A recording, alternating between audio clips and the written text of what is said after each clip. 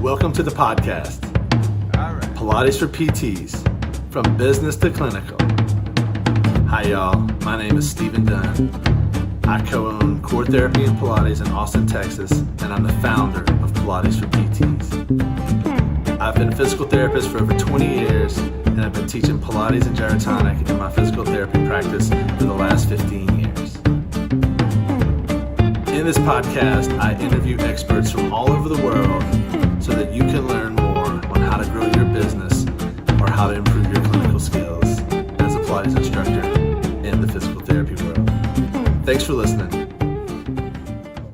How you doing? How are you? How are you? I'm really good. Good to see you again. I'm so sorry I lost my last recording. That's totally all right. I'm not very technically good, but I act like it sometimes. I try to trick myself. Well, it's good because this time I'm in my studio, so I can actually show you the studio. I like it. Well, Yeah.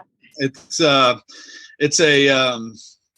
one of those things that it's the first time it's happened to me, but it happened that day when it happened with you. It happened with another time with a call. I did a call with somebody, a friend of mine who's in she's in the Bahamas, and she's got a reformer in the Bahamas, and she's trying to learn how to use it. She doesn't really know how to use it much. And so I basically did a live session with her. Oh, what a good idea. Yeah, so we set up the camera on her reformer, and then I just walked her through what to do, told her what to do, how to do it. And then I was like, all right, I'll send this to you so you can revisit it over and over and redo it over and over. And I'm like, I'm sorry, I lost it. Do you want to see my studio? Sure, I'd love to see your studio. Should I take you for a little tour? Okay. Yeah. No, I have it I have a separate, you can't even see. There's my computer. I have a separate video because my camera broke. So. Oh, gotcha. In my computer, but this is one of our. Oh, can you even see? This is one of our treatment rooms. Got it. And then this is our Zen massage treatment room. Okay. Then we have, I'll show you. That's the acupuncture PT room. And then we have two more rooms, but they're being used at the moment. Got it. This is our. This is probably what you want to see more. So that's a Powerplay Pilates. And we have this is our aerial yoga and gyro kinesis space. Oh, nice. And then we have 10 towers. Oh, wow. And then we had a cert, so there's stuff all over our walls. But that's our studio. That's awesome. A lot of space. Yeah, we have a lot of space. We're very lucky. I'm going to tuck away back in the PT room again, though, so we can. What are your thoughts on the power plate? What do we do on the power plate? Yeah, do you like the power plate? What are your thoughts on it? I mixed. So we initially got it because, I specialize in osteoporosis.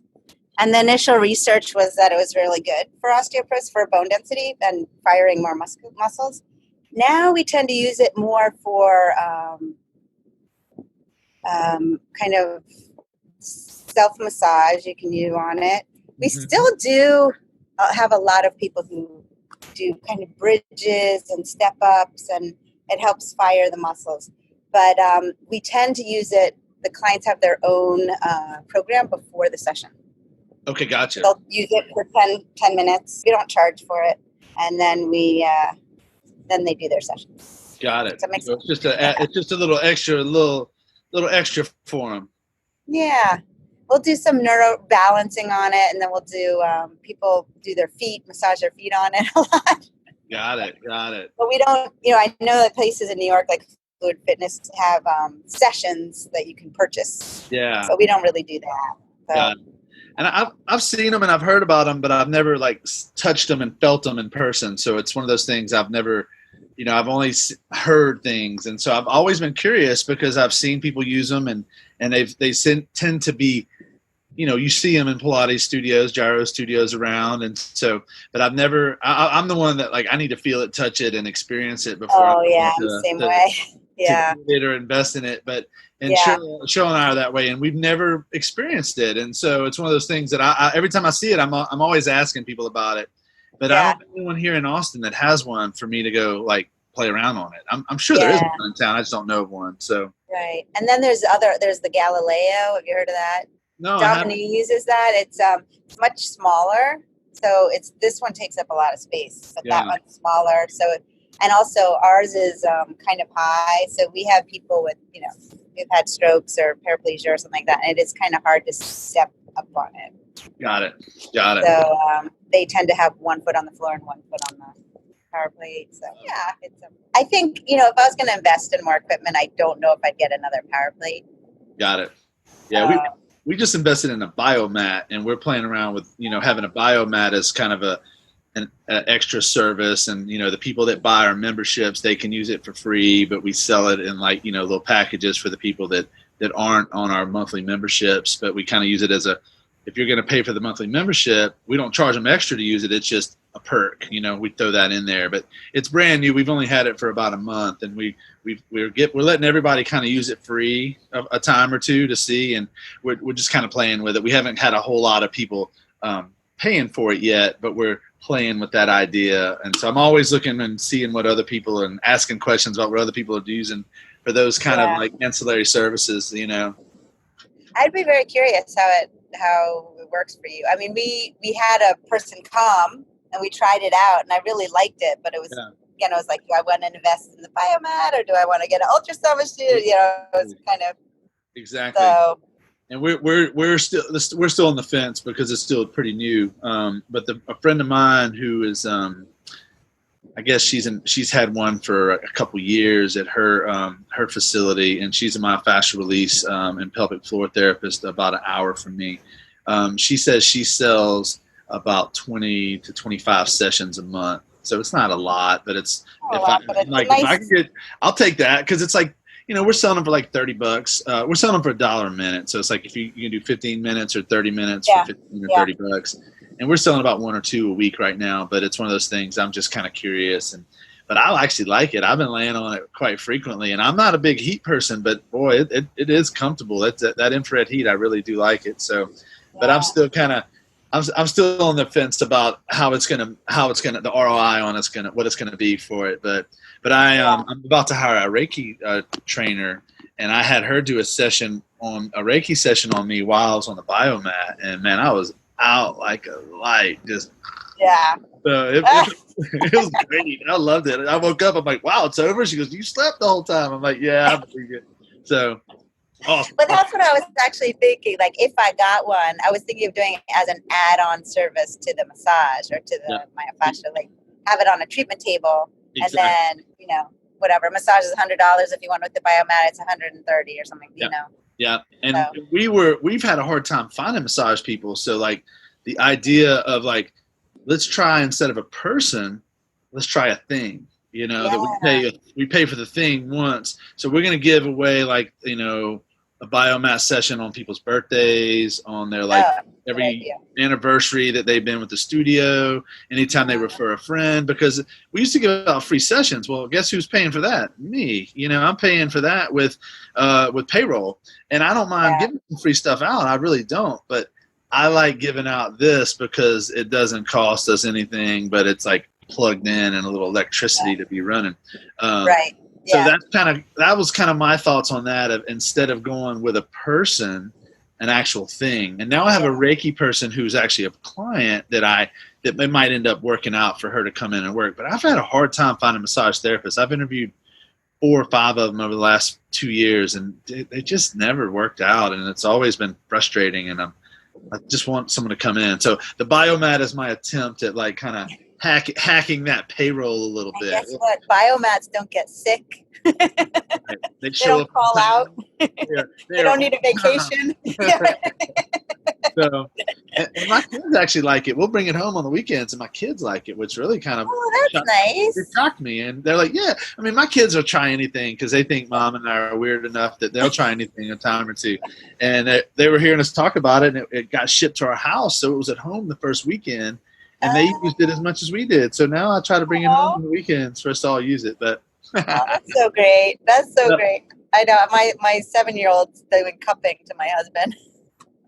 I love it. I love the cupping. I'm like, I don't think we should put the cups on you. I don't know. I might rip an artery or something. No, but You can do it on dad. But that's so great. It's so fun when the kids get involved because It is. they want nothing to do with you, you know. Well, I'll tell you a funny story about my 10-year-old. He's real big into computer games and stuff, and he goes, "Hey, Dad, I want a gaming chair for Christmas." And I was like, "Buddy, we just got you." I bought him like this real nice swapper, you know, where it's like oh yeah, ergonomic chair, you know, like a big ball, and he's, you know, and it's helping his posture, but you know that chair is way not cool enough. He wants the cool chair that the gamers use, which is terrible posture. But he's like, "Dad, I want to get this chair," and I said, "Buddy, I don't think I'm going to get you that chair. Like, I've already bought you a chair last year that's a really good chair and it's really good for your back." And he goes, "But Dad, look, it says right here that it's ergonomic and it's great for your spine and it's great," you know. And so he turns into a little salesman mode because, you know, he's the son of an entrepreneur. So he's heard me and Cheryl talking. How many 10-year-olds say it's ergonomic? I mean, really? He was totally reading off of the thing, but he knew what words to read. It was really funny. And I said, "Buddy, I don't think that your posture is going to be better in that chair. Your posture is going to be better in the chair I've already got you." And he goes, "Well, Dad, I got an idea.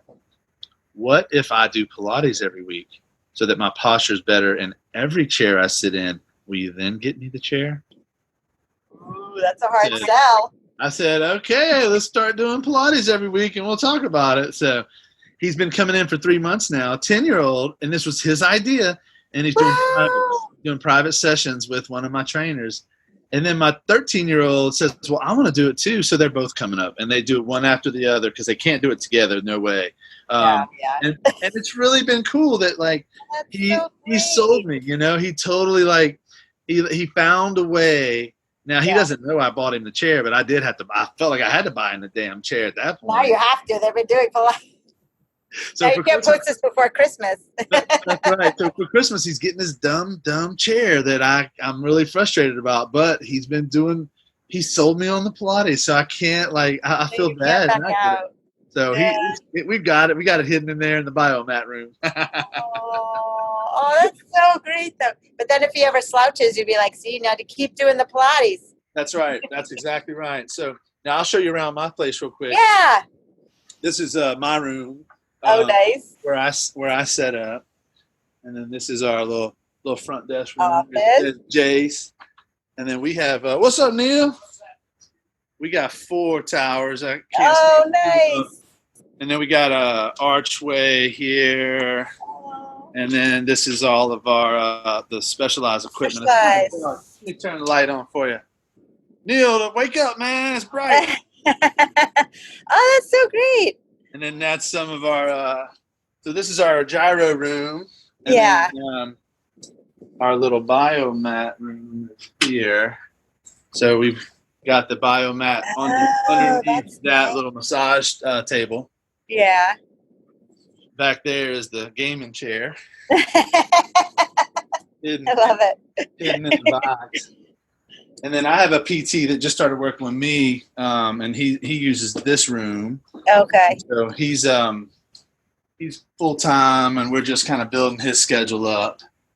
And then this is our Pilates room. Pilates. Well, it's nice that you have 2 different rooms. It is nice. It separates the classes, so we can have 4 people in a gyro class, 4 people in a Pilates class, and it's not too loud. Yeah. So that's and we just. We were, for many years, we were really tight, and we just busted down a wall back there about 3 months ago to give us more space. Oh, nice. And it's been real nice. So we've got them separated, but we don't have any really floor space, and we don't have a lot of for gyrokinesis, for example. We just have to we just move it in and do it at times where it's not real busy, and just kind of move some stuff out of the way. Yeah. But we've really had a hard time with Pilates mat work and gyrokinesis classes. It's like people know we have equipment, they want to use our equipment, and I don't know what it is, but we've had a hard time with either really selling. Excuse me, either of those. It's been very very difficult. It's almost like we're just doing it as a courtesy to offer that because our trainers want to keep practicing, and Cheryl's like, "I want to teach gyrokinesis every week for my own self." Yeah. So she's like, "I don't care if anyone shows up or not." But it's just been a hard sell for us. So it's and I've never like been confident to build that space out that was just for that, because I'm like, there's not enough income coming in for that square footage for what I've calculated. But that's kind of that's the fun of this, is like seeing your space, and y'all do the gyro test outs for the equipment, but not the gyrokinesis, or gyrokinesis? We do gyrokinesis as well. Okay, gotcha. Both.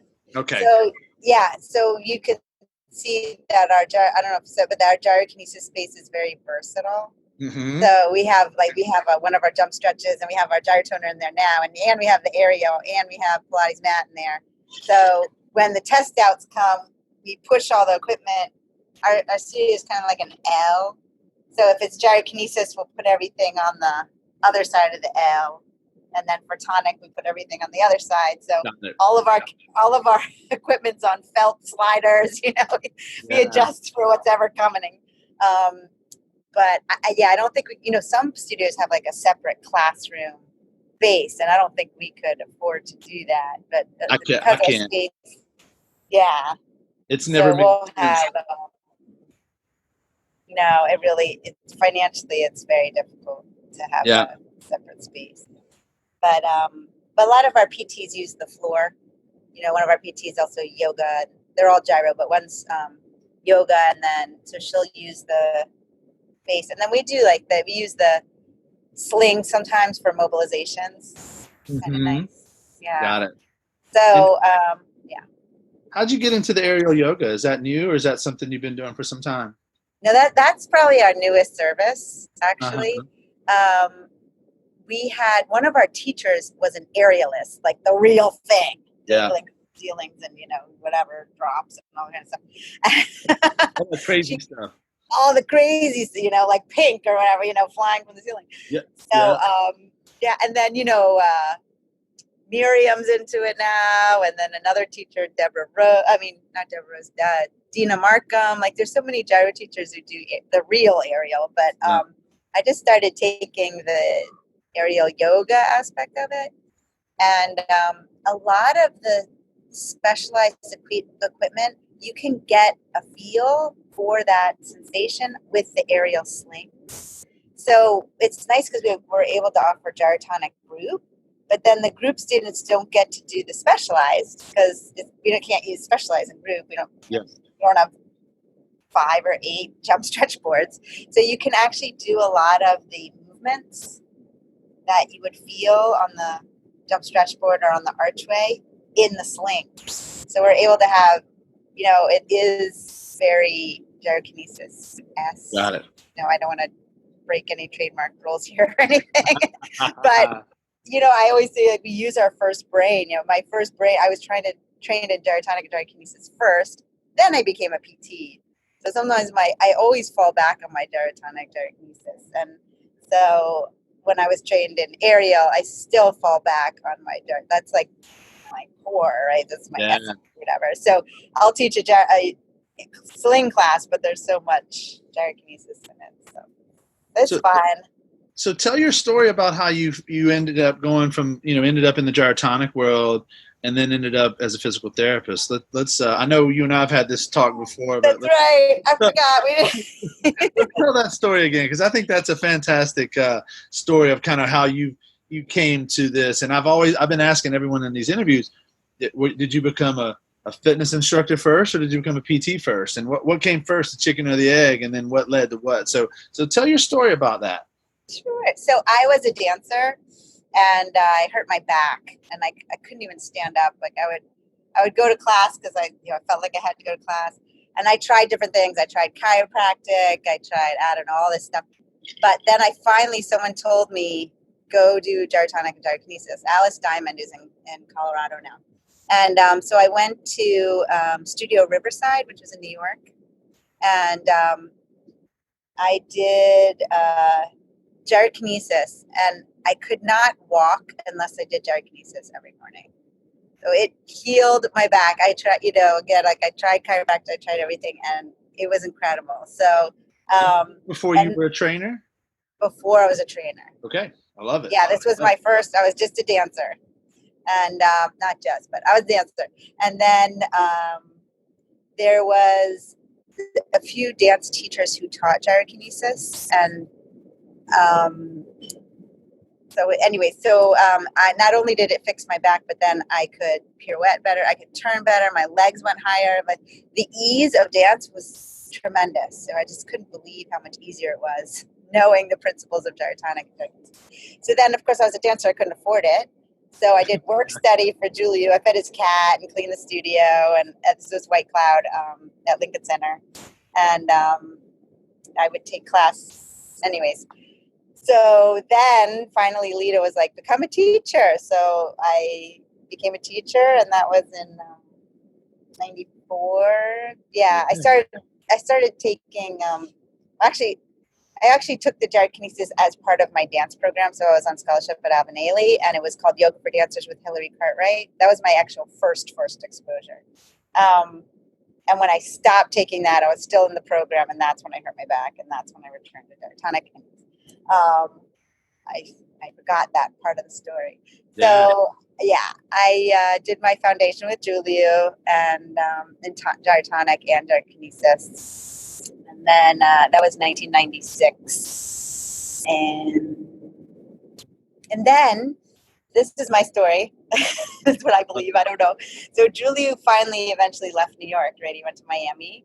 And at that point, we were a lot of the teachers at Studio Riverside started thinking about, what are we going to do next? Now what? So one went and got her master's in dance. Another one went and got acupuncture and massage. So I went to PT school. Got it. And wanted more science behind the system, the method. And do you think that the gyrotonic work stimulated the want for that wasn't there prior? Yeah. I was still like, I'm going to be a dancer. And but yeah, so the gyrotonic really did. And I think too, more people were coming, someone would come in and be like, oh, I have a meniscus tear. And I was like, what's a meniscus tear? All right, let's do these knee exercises, And I felt like I need to know, like, I'm getting so deep into this. I really want to know more about what are these diagnoses? What's the anatomy? Kind of had that urge. And so for you, it's something that, first of all, it changed your life, and it helped you with your back pain, and it helped you perform better. It helped you walk. It helped you do the mundane things like walking, but it also allowed you to perform and kick your leg up and all those things. So that's fantastic, because you then became a teacher because you wanted to then share with what you already learned. And I'm just summarizing here. And then you then took it to physical therapy so that you could take it a step more and actually help people that were coming in with whatever they had going on, so you could actually understand what they had going on, and then you could help that. So then you were coming from a dance background with gyrokinesis, gyrotonics saving you, and then physical therapy. So you really had this kind of unique upbringing in the physical therapy world. That's not a typical pattern from everyone I know in this field, and I love that. And that's what's so cool about this field, is that everyone has a different way of finding it. But you were from a fitness side first, seeing some limitations, or maybe not even limitations, but just listening to what your clients were talking about and wanted to dive deeper in. So when did you start PT school? Was that the late 90s? That was 2000. Yeah, 2000. I started in 2000. Mm-hmm. Gotcha. My son was born in 2001, so it was a little. That was insane. I was like 22 in PT school in New Orleans, like single and dumb, and I can't even imagine like trying to get through school with like family, kids, like responsibility, like that. I had a few people in my class that they blew my mind, I was just like, wow. So that kudos. And you went to school was it in New York, if I remember correctly? New York at Columbia University. That's what I thought. Yeah. And so then you were a gyro trainer in 95, 96 time frame, started school in 2000. And the whole time you were in school, were you still teaching some gyro on the side? Is that something that was still a part of your life? I was, not as much because I had a baby, but definitely the first semester. And it was interesting because that was the time when the progressions started happening more in the foundation courses. So before that, there weren't all the progressions. It was more of a list of exercises that you would learn. Got it. And then, Julia used to come to us and say, okay, well, when this is happening, you use these exercises. And Lita was wonderful about bringing Julia to Studio Riverside and making sure we understood how to use the exercises and the sequencing. And so all this progression stuff was happening while I was in PT school, and I would go back to Studio Riverside, and I was like, what's this? But that's actually what, in the end, inspired me to start the Master Trainer program. Got it. And that was about 2004, because I really wanted to revisit how it was being taught now. It was becoming a little more, not too rigid, but like there was a system to it that was more teachable. More teachable to other teachers. Yeah. So, so it was a fun transition. Got to go through all that. And then once you got out of school, what was the journey to get to you running your own place? So I worked at 2 different hospitals in New York. One of them I was not very happy with. It was, I don't know. Did you work in hospitals? I did one stint in a rehab hospital traveling for my first 3 months, and then I never went back. It was a rehab hospital, so that's different than the inpatient. Than hospital, but it was still not my cup of tea at all.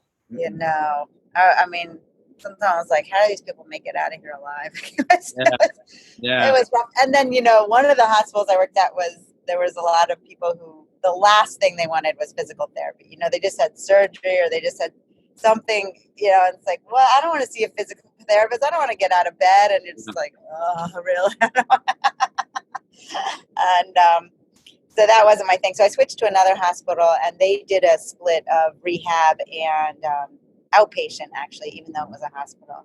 And I really enjoyed that. So I knew going in, I knew I wanted to do orthopedic outpatient, but then during university, you learn so much. I was like, oh, well, maybe I want to do pediatrics. Maybe I want to do this.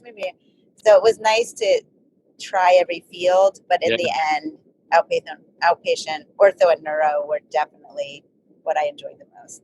Got it. So then I worked at Columbia Presbyterian Hospital. And then my son was 4, and I needed a village. So I moved back home to DC. Got it. That's when I left the hospital system, moved back home to DC, and then in 2004. And then I worked at a studio for a while, and I was just teaching gyrotonic, and gyrokinesis, and I wanted to use my degree. So I actually started my own PT practice at the studio. Got it. They just had a treatment room. I learned how to do billing. I was always cash-based. Never took insurance then. And then she restructured the business. She decided to close, and then I decided to open kind of around the same time. And that's when I started in 2007. Gotcha. So you kind of took it over as she was stepping out. Yeah, it was also kind of, she was restructuring, and I said, I don't want to be a part of it. And then when she found out I was leaving, she decided to close. Got it. It was, And so for a time, you were doing things and not able to use the gyrotonic equipment in the physical therapy world when you were working in the hospital. And so how was that time when you were used to using this exercise modality, and now all of a sudden you're a PT and you've got a whole different knowledge base, but you can't do the thing that you really love and what helped you. So what was that like in those few years until you got into this place where you were renting space or working in that studio? What was that like? It was it was also, the half-hour treats, like 20 patients a day, that kind of thing. Yep. So that was really hard.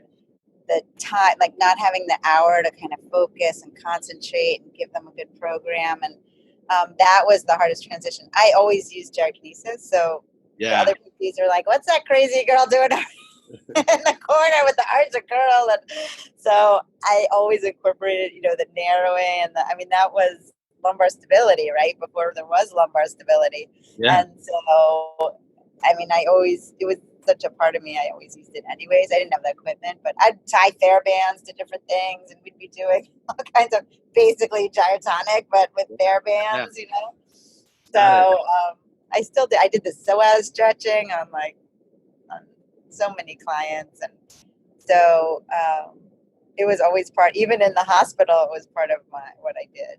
But but the traditional this format of the traditional setting was really hard for me to. I got burned out so quickly. I only lasted at one hospital for like 6 months, and then I was on to the next hospital, and it just Yeah. And then once you got with the studio, how was that original setup? Were you renting a room? Were y'all like sharing like the amount of money you made per visit? How was that? A straight up rent, or what was that setup, if you recall? Actually, I worked for the studio, so I was an employee. Got it. Yeah. So They had you were employees PT there. bringing like a new service. So you were bringing a new service to them, but yet you were an employee to them. Yeah. Did you But get? it benefited me as well because as I figured out how do I do a super bill and how do I document, all the stuff that usually the hospital took care of, I was still figuring out. So they were generous enough to work with that with me while I was figuring it out. Yeah. And then, but yes, I brought that to the studio. And then how long before of that situation before it was your baby? Was that a short time? Was that a year process? Yeah, 2004. It was 2 years.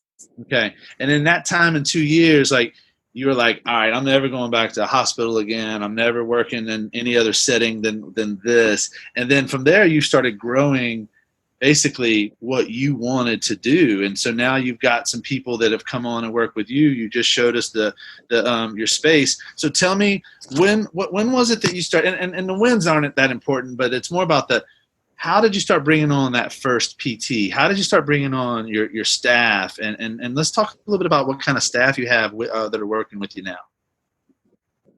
Yeah, so my first PT was Rosalie, and she's been here since the beginning, and she was a renter. We actually all started as renters. Got it. So that's how we opened. However, it didn't quite work so well because I felt like I was doing all the management and all the taking so much risk.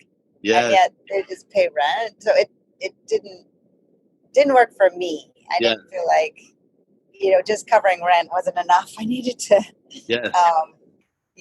So we switched after our first year over to what we have now, which is the contractors. Got it. And so we have, we actually, for our PTs, we have an option. You can either be a contractor or an employee. Got it. So we have one employee now who's a full-time, she's 3/4 time PT. And then we have the other PTs are contractors. Got it. So we had another one who started because she didn't really know anyone who grew her business, and she started as an employee, and then she switched to contractor later on. Get both options. And how do we find them? With much difficulty. It's hard to find PTs that will fit in this setting. Yeah, it is. Yeah. It is. I've found that myself, and we've offered as a part of bringing people in, like, hey, you can come in and have a Pilates training and a gyro training as a part of your package. But I almost feel like they need to know a little bit about it, know what they're getting into beforehand for them to really understand what the heck we do and how different this whole setup is. And so I've found I have a PT that I mentioned earlier that just started. He moved here. Yeah, that's exciting. Working with me full time. He moved here from New York, and when he was in New York, I started prepping him for him coming here. So I was like, hey, you need to go ahead and get trained in Pilates so that you don't show up here and us have to do it. So that when you show up here, we can just focus on training you in gyro. So he did his whole Pilates teacher training program while he was in New York, while preparing to come here. So when he moved here 5 weeks ago, he already had his Pilates training, so he jumped in immediately, started teaching some classes to just start getting people to know him and his face. And it's the first time since he's done his training where he can actually do what he learned in his training, because he was working at a place where he could use some of the mat work for sure and some of the breathing. Yeah. But he was seeing so many people, 3-4 people. He was seeing 25, 28 a day. So I don't know how many that equates to per hour, but it's a busy day. And so he wasn't really having the time to incorporate that. So now being here, having an hour with people, he's seeing, we've got him seeing, my goal is to get him up to 35 people a week, but right now he's at about 15 a week. And he's like, it feels like heaven to him, because that's like a half a day in his old job, and it's the whole week. And he's getting to really focus and do what they need. And now he's going to go through the gyro training that Cheryl's going to be offering, and maybe, I can't remember if it's February or March, but soon. And so we'll work out a deal with him on that. And so then he'll be a PT that's manual therapy trained already, Pilates trained already, and soon to be gyro trained. So he's a fantastic fit and will be here for a long time, and I will do everything in my power to keep him here and not let him leave. And whatever I have to do that, I'm going to do everything I can to do that, because it is hard. And I've had 4 or 5 other, maybe even 6 or 7 other PTs over the years that it did not work out, and we thought it might, or we thought it would. So I feel you on that. So it is rough. And then, like you said, I've had PTs leave, and I've said, I'll do a lot to keep them, but there's certain things I'm not going to do. And, and sometimes they need to leave. It's time to leave. Yeah, exactly. And not just PTs. I've had like you said, massage therapists, and I've had difficulty with massage therapists. There's something. I'm not going to say this about all massage therapists, but there's a level of professionalism sometimes it's lacking. Like I was joking about the calling out sick, but we had one who would call out sick all the time. I'm like, you have a full schedule. You call out sick? Like, I get it if you're sick, don't come in. Yeah. But the frequency of the call outs was like, it was a little something. Yeah. So, but yeah, finding, what we did, I don't know, we have students sometimes, PT students. Got it. So 3 of our PTs came because they were originally students. And the nice thing about that is you get them trained for free, basically, because yeah. So it's a little extra energy because you're their CI, their clinical instructor. Yep. But in the end, day one, like you said, with your PT, he was trained in Pilates, so day one he could start teaching. Here it's the same way. If you're a student, you did your 12 weeks. A lot of them are 8 to 12 weeks. So you have them; they're all trained, ready to go. Day one, you can fill their schedule or work on filming their schedule. Yep. Yeah. I can't fill a schedule on day one, but you're confident that they can see clients or patients. And are your students, are they already typically have a fitness background, and that's a part of why they want to be there, or they want to create that fitness as a part of it in the future? So we do require that they've done gyrotonic foundation. Got it. So it's tricky. We've had one student who, we were lucky. So 3 of our students had done gyrotonic. Like one did be teaching gyrotonic since she was 18. Oh, wow. And another one had been teaching gyrotonic and then went to PT school. So we were really lucky with that. But one student took the gyrotonic foundation just to do a clinical here because she had family here. Mm-hmm. And that didn't work out so well. Like you kind of have to have that desire for, for Pilates or gyrotonic, like that, those movement systems, Now, what's your story with Pilates? Is that just something you have there, or is that something you trained in as well and as a part of your program, or do you hire other people to do that? I'm trained in it, but I don't use it that much. We use it a lot here, but what happened was there was a gym down the road that got sold to a CrossFit place. Uh-huh. And they had Pilates upstairs, and the space was getting smaller and smaller. Like they knew Pilates was on the way out. This is CrossFit. And so they contacted me. I knew her from way back. And she's like, can I bring the Pilates to Elements? I was like, yeah, come on in, Yeah.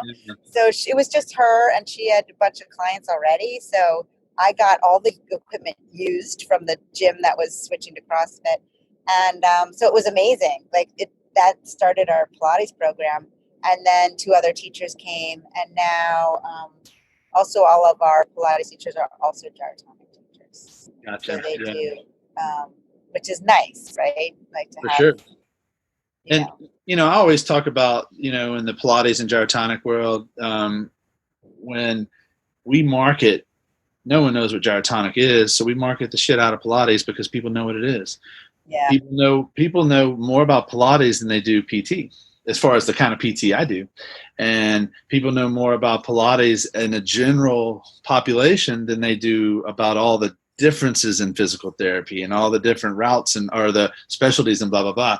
But Yeah. gyrotonic, we know, is not very well known. And so for us, we always say Pilates is what brings people in the door, but gyro is what keeps them.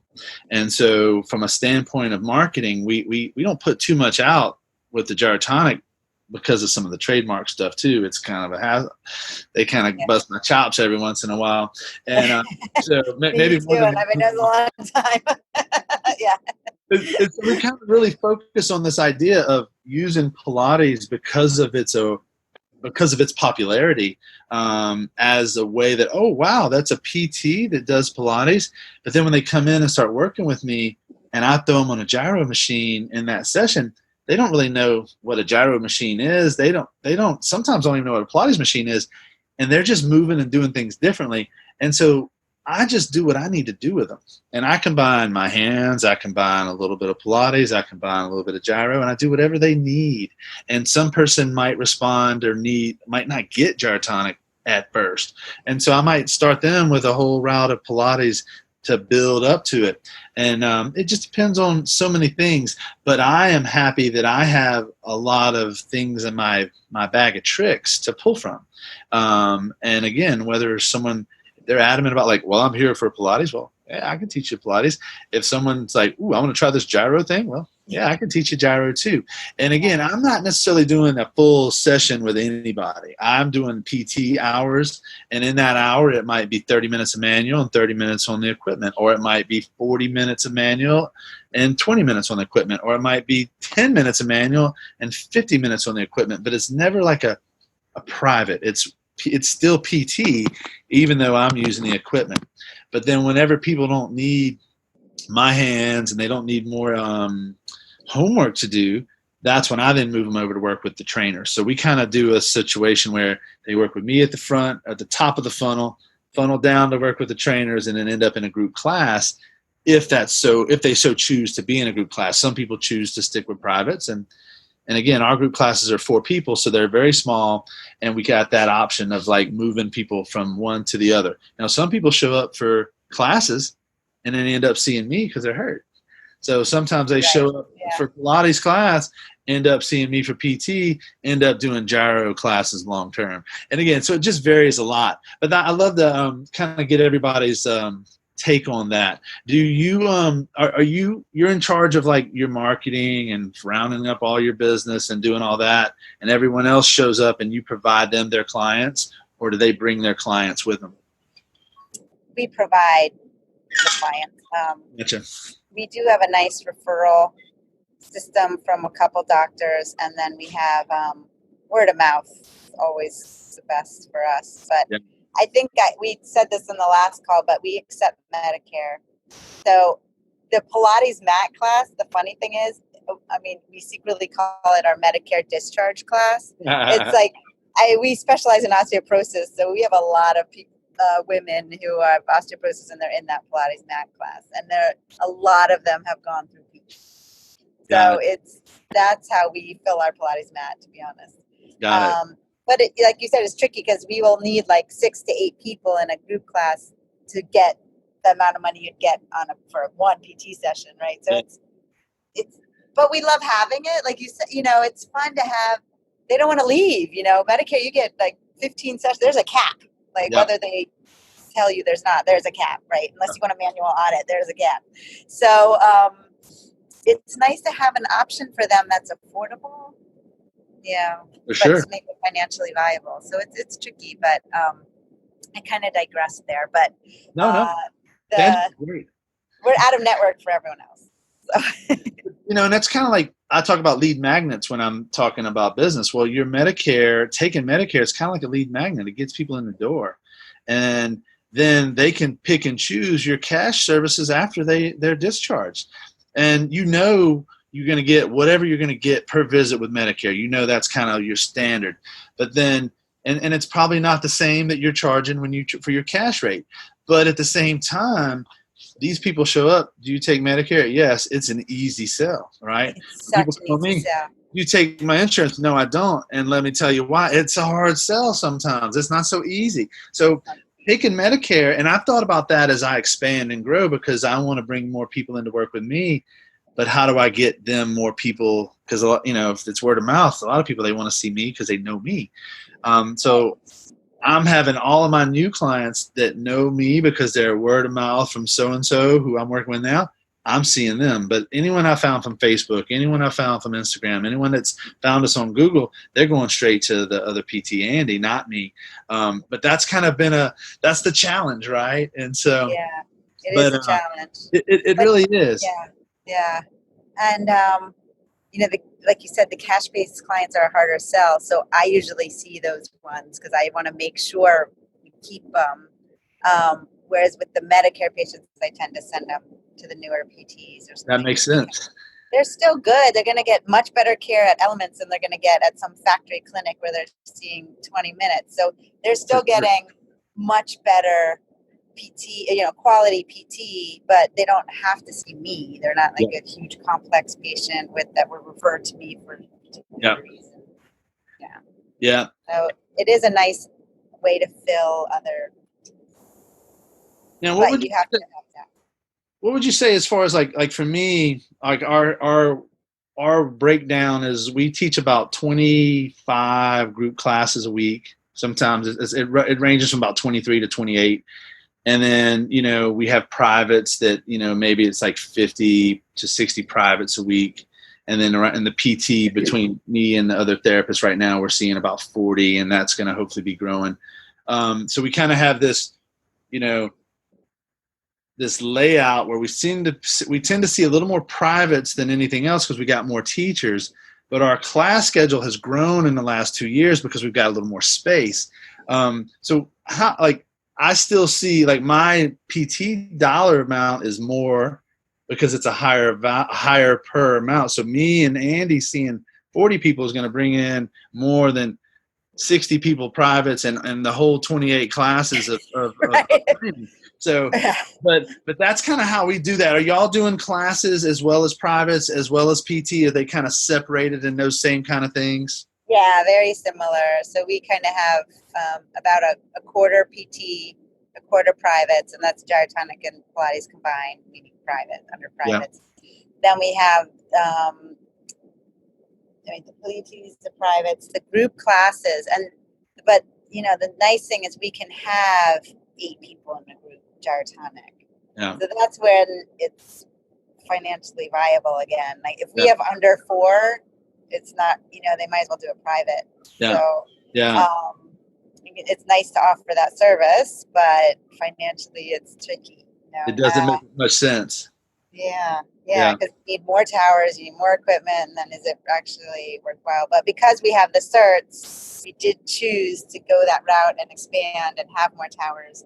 So the way to because certs, we only have maybe 8 a year, but we still have, you know, what is it? 365 days. Certs are only, 3 days. So you have to make the rent on the other days as well. So having all those towers, we need to have full classes, or we inspired it to have full classes, and then it's worth it. Yes. And the teacher makes really good money when the classes are full. They'll make more than they will in a private. Yeah. So for group classes, they get 60%, we get 40%. Okay. But that's because they're taking a little more risk because they could have one person show up. They could be 1 or it could be 8. Yeah, for sure. So we give them a little extra percentage because they take that risk. We both take that risk on, a little more shared. And do your clients pay like a per month fee, or do they pay a per class fee, or or do they have a couple of options for that? I find it interesting. You and like Emily, Nolan, that you guys do the membership thing. We don't have the membership. We only have packages. Mm-hmm. We just started the membership about a year ago as something new. Yeah, how's that going? Try. And it's worked out fairly well because like we offer once a week, twice a week, or 3 times a week memberships, and they pay once a month, and they use it or lose it. So if they're paying 3 times a week and only come once, then that's too bad. So it gets people more committed, so they see better results. So like the people that do a 10-pack, and they milk it out over 4 months, they're not really getting the results we want to get. So, but some people, that's all they'll do. So we just make it a better price to do the one. The best price is doing the memberships. Yeah. But again, and we let them cancel anytime. Like it's not a commitment. We give them. We want 30 days. So we tell people, if you sign up today and you're unsure, sign up and cancel today, and that gives you 30 days. And next month, if you want to sign back up, sign up and cancel again. That's how you want to do. If you want to do month to month, that is a way to do it. But we want people that are here committed to do that. And then we just did like a 6-week challenge. We called it a Transform Your Body Challenge. And we said, all right, all you people who are already doing group classes, let's now offer you a package where you're already doing these monthly memberships. Now let's add some privates in. So we had a way for them to add privates in for 6 weeks, because these people have all been just doing classes. And that was a way to kind of stimulate the private teachers sessions getting a little busier. But it also allowed us to see people going right into Christmas, hopefully getting better results, better feeling better, looking better, more tone. And so we just found that there's a little difference when people are paying that monthly fee versus paying a package. And our packages are like, it's like $37 for a class one-on-one, and it's $320 for a pack of 10. But if you buy a packet, the once a month, it's only $97. So it ends up being around $24 bucks a class. And if you're doing 3 times a month, it's $197. 3 times a week, it's $197 a month. Yeah. Okay. So then all of a sudden that even gets down. It's even I think it's under $20 a class. But we now have people signing up for this that they were taking forever to use their 10, and now they're coming in more consistently. So even though we're charging less, they're getting better results. They got friends asking them, hey, what are you doing? So we look at it kind of from that standpoint, as well as like, if they're signing up in the memberships, we know they're going to be coming. And I've even thought about doing this with privates. I haven't done this with privates yet, but offering memberships for privates too.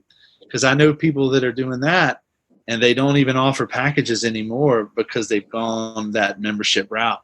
I don't know enough about it yet to pull that trigger, but I'm looking at it. I'm trying to learn about it. So I have to ask then, if you have all these different ways of taking class, how do you pay your teachers? Do you do just an hourly rate, or do you do like they have a set fee for like when they're teaching privates. But then we do something similar with class where they get paid differently based on the amount of people. And I don't know the exact numbers. Cheryl knows the numbers, but and it's kind of the same thing. If only one person for class shows up, they make most of that money. It's like if one person shows up and it's someone that's paying $24, there's a good chance they're making like 20 of that $24.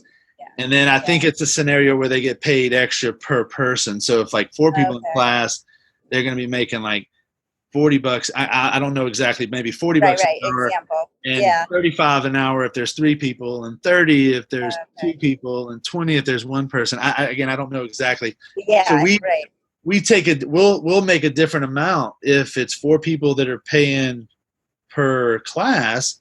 We're going to make more on that class. If it's 4 people that are all in the monthly membership, we're going to make less in that class. And we do take class pass as well. So people will pop in from class pass where we even make less. But that's, again, a way for us. We feel like to us, class pass is it's a form of lead generation. Get people in the door, get people to experience our culture, get people to experience our studio. And there's a good chance that we can get something out of them on another day. They might end up as a PT patient. I typically get about 1 class pass patient a month that shows up here as a class pass patient, ends up on my PT schedule. So that's well worth the increased money that we make on that time.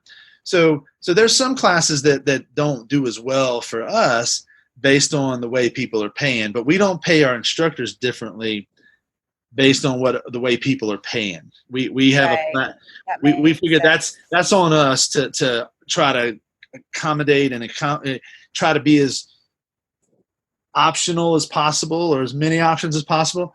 But we don't want our instructors to have to, that's part of being a business owner, that I'll take $50 less on one class, $50 more on another class, that's just the luck of the draw that I'm happy to deal with and not get into the nickel and dime part of that. Yeah. But I do know if they got 4 people in class, they make more than if they're teaching a private. And we pay like, if they're Pilates trained, they get this amount. Once they get PMA certified, they get an extra $1. If they're Gyro and Pilates trained, they get more. Every specialized piece they take, they get more.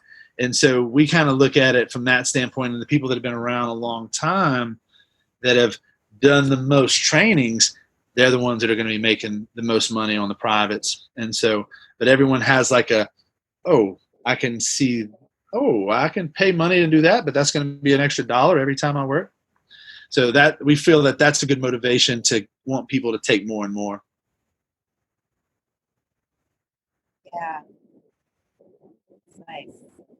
But yeah, it's interesting always, because what you're saying, like running a business, like the nice thing about flat fees, like paying the teachers a flat fee, is then you can also as business owner make decisions on promotions or discounts or comp sessions, and it doesn't affect the fee. Whereas if you do a percentage, then you have to ask the teacher, do you mind if we do this promotion, or do you mind if so we mainly do flat fees, just the classes that are percentage. We just did a promotion a few weeks over Cyber Monday, and like if someone bought a 10-pack of privates, they got $100 off.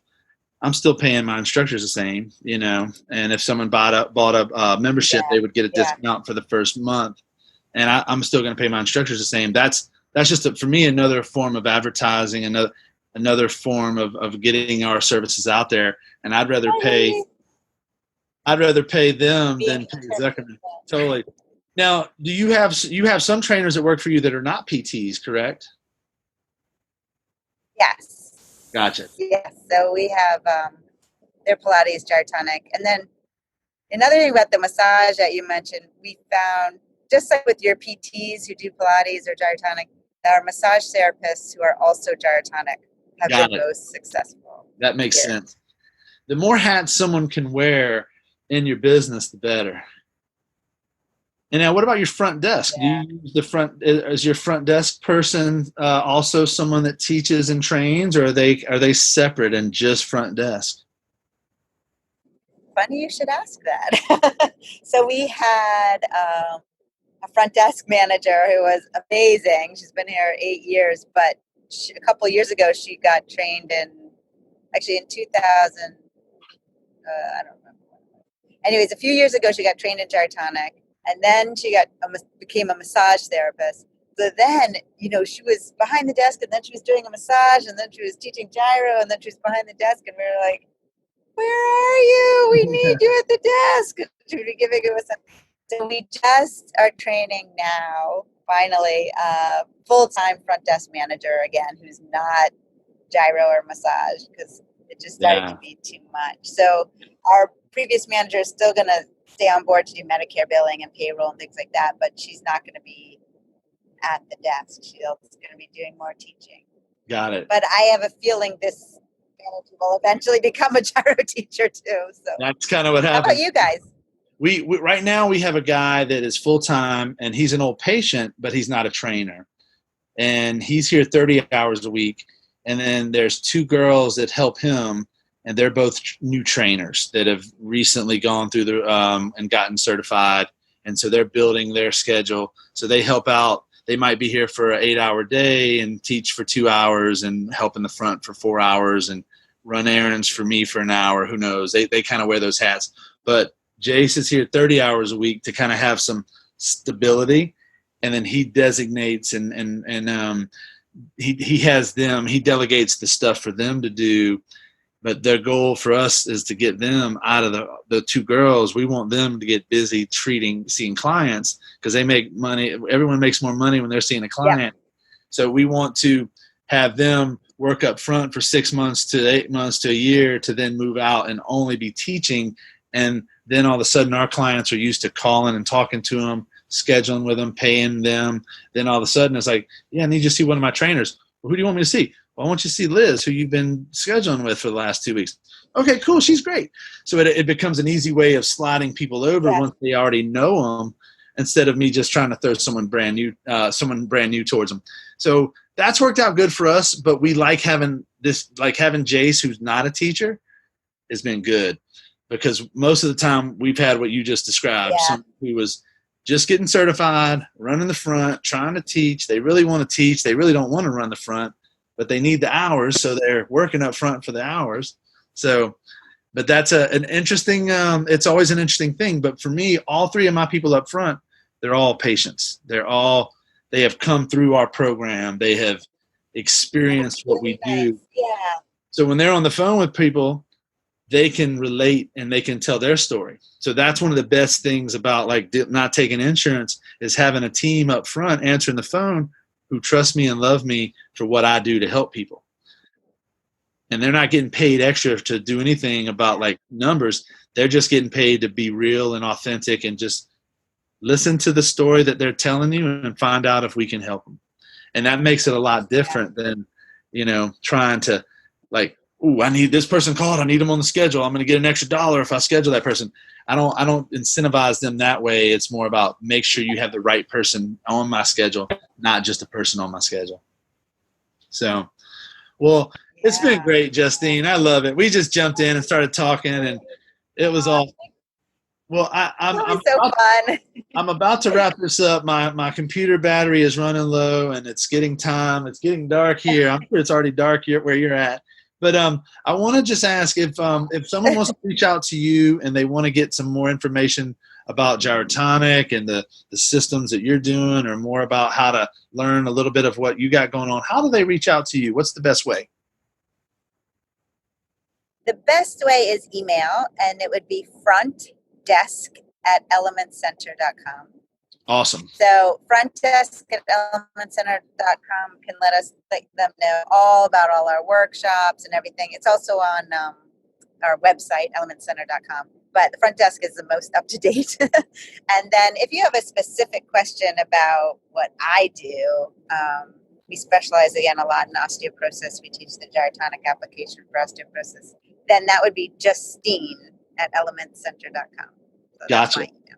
Awesome. We need to get you to Austin to teach that course. I think you'd like it. It's kind of a PT-oriented course, Gyro course. And and like all my staff, we brought Uwe here a couple of years ago, and all our staff loved it because it's that kind of people we work with all the time. It's more of our niche. So the thought of bringing in like Gyrotonic for upper level dancers, that's not my niche here. That's not who we see. It's going to be more. That might be more fun course. Yeah, it's for the trainers. Like for the trainers, it's not for our staff. It's not for our clients, But something on osteoporosis, something on fascia, something on back pain. Those are things that are much more applicable. So let you and I need to talk more about that, because I think that would be very. I would love to come visit you in person. Yeah, and then we could do one of these in live in person in action. So I love it. Well, Justine, it's been a pleasure to talk with you again. I didn't even mention, but we filmed one of these a few months ago, and my computer didn't allow it to save. I was out of space or something. So this is our second attempt at this podcast, and we just started talking. I loved it. I didn't even introduce you. I didn't do anything. We just started talking and went with it. So it was really fun. I love chatting, and I love just the keeping it there's no plan or formal plan. We're just having a conversation. And I really appreciate everything you shared today. And thank you for your time. And we will do it again sometime, but we'll have this one recorded. Okay. See you on the journey. Yes. Well, you take care. Have a great night and a great holiday season. And I'll talk to you soon. All right. Take care. Bye now. Bye.